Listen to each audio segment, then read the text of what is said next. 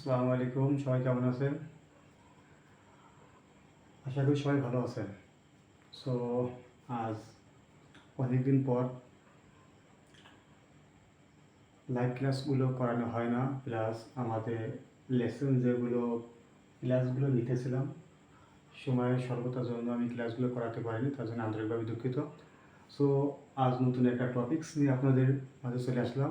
ক্লাসগুলো করানোর আগে আমি দেখতে পাচ্ছেন ক্লাসগুলো কিন্তু আমি ইতিমধ্যে খুব সুন্দর করে সাজিয়েছি। এগুলো আমি ব্যাখ্যা দেবো একটুখানি পর, কিছুক্ষণ পর আমি ব্যাখ্যা দেবো, কিন্তু ব্যাখ্যা দেওয়ার আগে আমি আপনাদের সাথে কিছু কথা বলবো। কথাগুলো আপনারা অবশ্যই একটু মনোযোগ দিয়ে শুনবেন। আসলে আমাদের মধ্যে, কেন আমাদের মধ্যে না, সকলের মধ্যে কিন্তু একটাই জিনিস বেশি আতঙ্কিত করে, যেগুলো করে আমরা ইংলিশ খুব কম পারি। আর ইংলিশে মূল কথা মানুষ বলে যে ইংলিশে গ্রামার না জানলে ইংলিশে কথা বলা যায় না, কিন্তু এটা সম্পূর্ণ একটা ভুল কথা। অনেকে ইংলিশের গ্রামারগুলো মুখস্থ করে, রুলগুলো মুখস্থ করে, আদারসাইজ। কিন্তু আপনি একটা কথা বলেন তো, আপনি যখন বাংলায় কথাগুলো বলতে চাচ্ছেন, বাংলা যখন মাতৃভাষা বাংলা কথাগুলো বলেন, তখন কি আপনার বাংলা ব্যাকরণগুলো মুখস্থ করেছেন? অবশ্যই না, বাংলা ব্যাকরণ মুখস্থ করেননি। তো একটা কথা আছে জানেন, একটা কথা বলে যে মানুষের বনের বাঘে খায় না, মনের বাঘে খায়। আপনার লক্ষ্য, আপনার যদি ইচ্ছা শক্তি থাকে, আপনি অবশ্যই পারবেন। মূল কথা হচ্ছে মানুষের একটাই কথা, আপনি কী চাচ্ছেন। আপনি যদি চান যে আপনার দ্বারা হবে না, ইম্পসিবল, ইট ইজ নট, এটা কখনো সম্ভব না, আপনার দ্বারা জীবন হবে না, কারণ আপনি বিগত 25টা বছর ধরে আপনার দ্বারা হয়নি। আপনি যদি সেই ফলোটাই করেন, তাহলে আপনার দ্বারা জীবনে কখনো সম্ভব না। সো একটা কথা মনে রাখবেন, আপনি বিগত 22-25 বছর যা করেছেন, সেটা আপনার দ্বারা যখন হয়নি, তখন ওটাকে আপনাকে চেঞ্জ করতে হবে। ওখান থেকে বেরো অন্য আদার চার্জ আপনাকে অবশ্যই কিছু করতে হবে, তাহলে আপনি জীবনে সফল হতে পারবেন। সো যাও, লম্বা কিছু করবো না আপনাদের, আমি আজকে নতুন একটা টপিক্স নিয়ে আলোচনা করব। তো চলুন টপিক্সটা আগে আপনাদের একটু ব্যাখ্যা দিই, তারপরে বাকির উপর কথা বলবো। তবে একটা কথা মনে রাখবেন, ইংলিশ শেখার প্রয়োজন হলে অবশ্যই বেশি করে আপনার লেসনগুলো অনুসরণ করতে হবে এবং প্র্যাকটিস করতে হবে, তাহলে অবশ্যই আপনি ভালো কিছু করতে পারবেন। সো আমার প্র্যাকটিস করার আগে আমি একটা কথা বলবো, এটা আমার নতুন চ্যানেল, অবশ্যই আপনারা বেশি করে ফলো করবেন, সাপোর্ট করবেন। আর যদি কারো কোনো কমেন্ট থেকে থাকে, অবশ্যই আমাকে একটু কমেন্ট জানাবেন। কারো যদি কোনো মন্তব্য থেকে থাকে, আমি অনেকে আমাকে প্রশ্ন করেছে, ভাই আমাকে একটু টেন্স থেকে শুরু করেন। ইনশাল্লাহ আমি নেক্সট ভিডিওগুলো আমি এক এক করে টেন্স থেকে শুরু করব। 12টা টেন্স, টেন্স থেকে শুরু করে আমি সুন্দর করে অ্যাডভার্ব, ভার্ব, টেন্স, তারপরে মডিফায়ার, বিভিন্ন টপিকগুলো আমি এক এক করে শেষ করার চেষ্টা করব। সো আপনাদের কারো যদি কোনো মন্তব্য থেকে থাকে, অবশ্যই কমেন্টে জানাবেন। বাকি এগুলো আপনাদের মন্তব্যের ভিত্তি করে আমি ক্লাসগুলো নেব। তো চলুন বেশি দেরি না করে আমার টপিক্সটা আজকে আমি আপনাদের সঙ্গে একটু ব্যাখ্যা করি। আজ আমার টপিক্সটা কী ছিল? No need. আসলে নো নিড মানে কি? আমরা নো মানে কি? নো মানে না। আমরা এক কথা কি, নো মানে না, নো মানে না। আর নিড মানে কি? নিড মানে হলো আছে কি দরকার অথবা প্রয়োজন। আমরা একটা কথা বলি যে নো নিড, আমার কি নাই, দরকার নাই, অথবা আমরা আরেকটা বাংলা বলতে পারি কি, আমার প্রয়োজন নাই। তাহলে আমরা নো নিড মানে হচ্ছে কি, দেখেন আমাকে এখানে কিন্তু আমি কখনো বলিনি এটা past tense, future tense, present tense, present perfect tense. আমরা কিন্তু কখনো গ্রামার হাত দিচ্ছি না। গ্রামার না দিয়ে আমরা দেখি আমরা ইংলিশে কথা বলতে পারি কিনা। সো চলুন, তাহলে বলা আছে কি নো নিড মানে হচ্ছে কি প্রয়োজন নেই, দরকার নেই। তাহলে আমরা এখানে দেখেন আপনারা দু একজনে বলেন ভাই আমার একটু গ্রামার জানতে হবে, তাদের জন্য আমি এটা লিখলাম। স্ট্রাকচার মানে কি? স্ট্রাকচার আছে কি নো নিড। আর তাহলে আপনি এই যে নো নিড প্রথমে কি লিখবেন? প্রথম বাক্যের আগে নো নিড টু লিখলেন।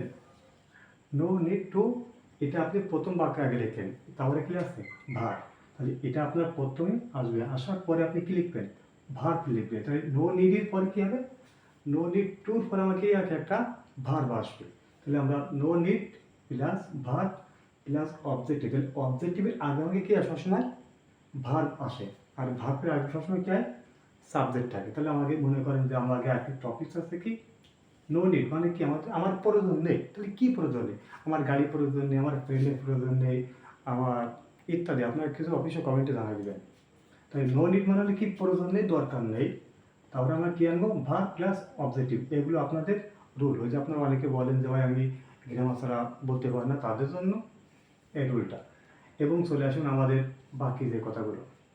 তাহলে আমি প্রথমে লিখলাম কি, লেখার দরকার নেই অথবা কি নেই, লেখার প্রয়োজন নেই। তাহলে আমাকে এখানে আমি প্রথম কিন্তু আপনাকে একটা কথা বলেছি যে প্রথমে কি নিয়ে আসবো, নো নিড টু। এক কথায় ক্লিয়ার, আমাদের এখানে present tense, past tense, future tense কোনো টেন্সের আমার প্রয়োজন নাই। আমরা ডাইরেক্ট কি নিয়ে আসলাম, নো নিড নিয়ে আসলাম, নো নিড টু নিয়ে আসলাম। এরপরে আমি কী করেন, আপনি যদি বলেন যে আমার এই ভার্বটা দরকার, ভার্ব দরকার, তাহলে আমাকে কি লেখা। তাহলে আমি দেখেন লেখার দরকার নেই, তাহলে এই লেখাটা কি একটা কাজ। মূল আছে কি, খাওয়া দাওয়া করা, যেটা করা হয় সেটাকে আমরা ভার্ব বলি। তাহলে এখানে আছে লেখা আছে কাজ, তাহলে এটাকে আমি ভার্ব, করা, খাওয়া দাওয়া, আসা, সবগুলো কি করার টাইম, মানে কাজটা হলো ভার্ব। তাহলে এখানে খাওয়াটা একটা তো ভার্ব, তাই না, খাওয়াটা একটা কাজ। তাহলে আমার লেখা, এই লেখা ইংরেজি রাইট, মানে লেখা। তাহলে আমরা প্রথম লিখলাম কি, নো নিড টু রাইট, লেখার প্রয়োজন নেই বা লেখার দরকার নেই। তাহলে এখানে একটা কথা বলি যে লেখার দরকার নেই, এখানে কি গাওয়ার দরকার নেই, আসার দরকার নেই, বিভিন্ন টপিক আপনি রাখতে পারবেন। তাহলে প্রথমে কি লিখবেন, নো নিড টু, দেওয়ার পরে এখানে যে ভার্বটা আসলে এই ভার্বটা এখানে যোগ করে দেবেন। তাহলে কি, নো নিড টু রাইট, লেখার দরকার নেই।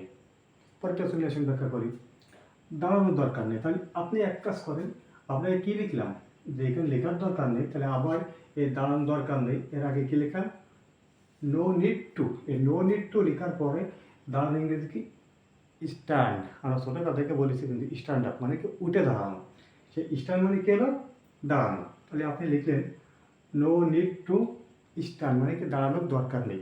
তাহলে আপনি এবারে লেখেন বসার দরকার নেই, লিখে হবে নো নিড টু সিট, বসার দরকার নেই। তাহলে কি, যাওয়ার দরকার নেই, যাওয়া ইংরেজি কি, গো মানে যাওয়া। তাহলে কি লিখবো, নো নিড টু গো, যাওয়ার দরকার নেই। ভেরি গুড, দেখছেন আমাদের কিন্তু কোনো গ্রামার প্রয়োজন নেই। Past participle, present tense, past tense, future tense প্রয়োজন নাই ভাই, নো নিড, আমাদের প্রয়োজন নাই, গ্রামার আমাদের কি নাই, প্রয়োজন নাই। তাহলে এখন বলা আছে খাওয়ার দরকার নেই, তাহলে কি হবে, নো নিড টু ইট, মানে খাওয়ার দরকার নেই। লিখে কি, শেখার দরকার নেই, লার্ন মানে কি শেখা। আমাকে কিছু কিছু তো ওয়ার্ড মিনিং আপনি শিখতে পারেন, বসা ইংরেজি, খাওয়া ইংরেজি কি, দেওয়া ইংরেজি কি, লেখার ইংরেজি, কুক ইংরেজি কি, এগুলো যদি আপনি কিছু, সাপোজ যদি আপনি একটা ছেলে যদি এসসি পরীক্ষা, 5 পরীক্ষা, 6 পরীক্ষা দিয়ে থাকে, তাহলে অবশ্যই কিছুটা ওয়ার্ড মিনিং আপনার জানা শেখার প্রয়োজন আছে। এখন চলে আসুন শেখার ইংরেজি, তাহলে শেখার ইংরেজি কি, লার্ন মানে তো শেখা। কি লিখবো, নো নিড টু লার্ন, শেখার প্রয়োজন, শেখার দরকার নেই। তাহলে এখন মনে হচ্ছে যে ভালোবাসার দরকার নেই, কি লিখলাম, নো নিড টু লার্ন, ভালোবাসার দরকার নেই। এখন কি, বেঁচে থাকার দরকার নেই, মরে যাওয়ার দরকার নেই, বিভিন্ন ইত্যাদি। আপনারা অবশ্যই একটু নো নিড দিয়ে কিছু বানায় আমাকে একটু কমেন্ট করবেন প্লিজ। রান্নার দরকার নেই, তাহলে কি হবে, কুক মানে রান্না করা, তাহলে কি, নো নিড টু কুক, কাজ করার দরকার নেই, সারাদিন খান দান না করেন, কাজ করার দরকার নেই, একটা কথা আছে সময় অপচয় করার দরকার নেই, তাহলে কি হবে, নো নিড টু। এখন কথা আছে দেখেন, আপনাদের একটা কথা মনে রাখবেন যে ইংলিশ শিখতে গেলে আপনার কি জানবে, প্রথম কথা কি, কিছু অলরেডি শেখার প্রয়োজন আছে, কিছু আমি শিখি। আর কিছুটা যদি আপনি ইংলিশে এই যে আপনার ভাগ কোথা থেকে আসলে, অবজেক্ট থেকে আসলে, হাতের কোথা থেকে, এইগুলো শিখতে গেলে কিছুটা আপনার গ্রামার সাইড থাকা প্রয়োজন। ইনশাআল্লাহ আমার বাকি যে ক্লাসটা করবো সামনে, অবশ্যই আপনাদের টেন্স অনুযায়ী কিছু ক্লাস করাবো। সো আপনার কার কার কোন ক্লাসগুলো প্রয়োজন অবশ্যই একটু কমেন্টে জানাবেন, কার কোন টপিক্সটা প্রয়োজন, আমি সেই টপিক্সের উপর ভিত্তি করে ক্লাস অবশ্যই নেব।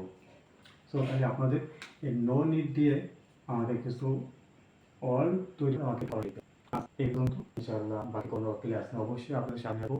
সকলে থাকবে। আর আমার এই নতুন পেজটা অবশ্যই, যদি আপনারা আমার এই ভিডিও থেকে কোনো কিছু শিখে থাকেন, অবশ্যই আপনারা লাইক কমেন্ট শেয়ার করবেন, ফলো করবেন, যাতে নতুন কোনো ভিডিও অবশ্যই আপনারা প্রথমে পেতে পারেন। ভালো থাকবেন।